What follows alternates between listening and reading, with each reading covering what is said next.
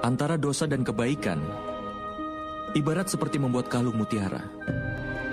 Bagaimana mutiara pertama dirangkai, lalu yang kedua merangkai yang ketiga dan seterusnya. Demikian pula adanya. Satu perbuatan baik berdampak ke yang lainnya.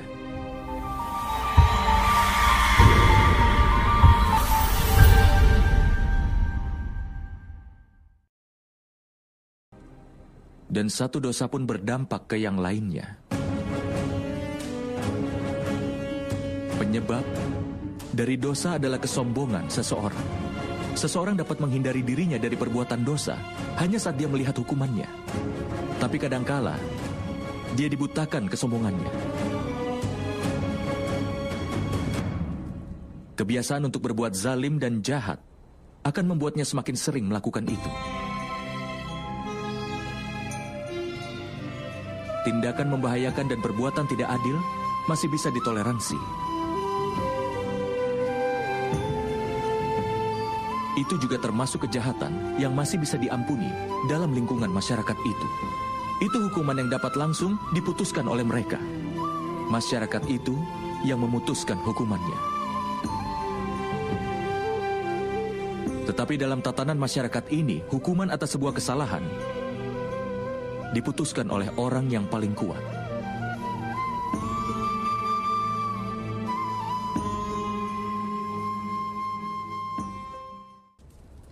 Apakah kau tahu batasan dari pengorbanan bagi orang-orang yang mencoba untuk membangun kebenaran?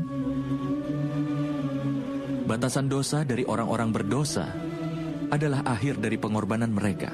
Dengan kata lain, sampai orang-orang berdosa dan dosa-dosa mereka diampuni, pengorbanan harus dilakukan oleh orang-orang yang membela kebenaran.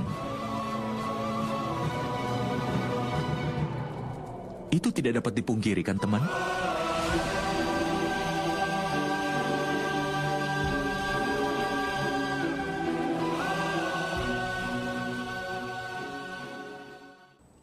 Makhluk yang lahir sebagai manusia biasa tidak akan bisa melakukan keajaiban. Orang yang lahir dari rahim seorang wanita, maka dia pasti terikat oleh aturan dari dunia fana. Kelahiran, usia, tua, penyakit, kematian tidak akan pernah bisa dia lepaskan. Tapi keajaiban memang terjadi, Paman. Itu memang benar, Satanika. Tapi keajaiban yang satu ini dilakukan oleh dewa.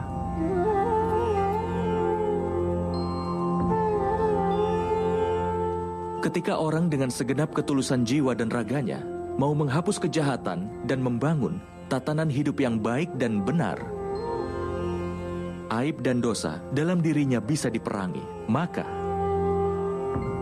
dewa pun akan melakukan keajaiban untuk melindungi moral dan menetapkan kesejatiannya.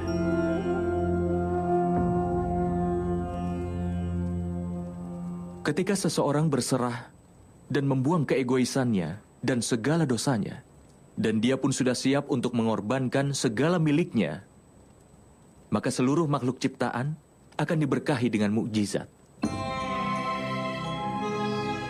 Dan pengorbanan yang seperti itu telah dilakukan ibuku Dewaki. Dan keajaiban pun terjadi di penjara itu, Nak. Ini adalah keseimbangan penciptaan. Tapi dewa hanya melakukan mukjizat ketika ada manusia yang melawan hukum alam, namun kesejatian yang sebenarnya ada di dalam hati. Sehingga manusia jangan pernah menyerah untuk berjuang.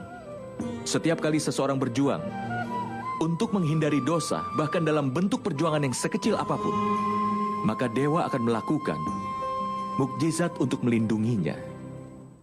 Artinya, kalau kalian ingin mencari bantuan dari alam semesta ini dan juga dari para dewa, maka pertama-tama berserahlah dan jauhilah keegoisan dari segala dosa. Belajar tetap tegar di segala keadaan. Tapi ada satu kebenaran. Manusia seringkali lupa bahwa setiap partikel dari ciptaan merupakan bagian yang Maha Kuasa sendiri. Itulah sebabnya mereka selalu saja tetap terhubung. Seperti cara bunga menyebarkan aromanya di seluruh ruangan. Bau-bauan busuk pun menggunakan cara yang memang kurang lebih sama. Kebahagiaan dan kesedihan manusia bisa mempengaruhi dunia ini.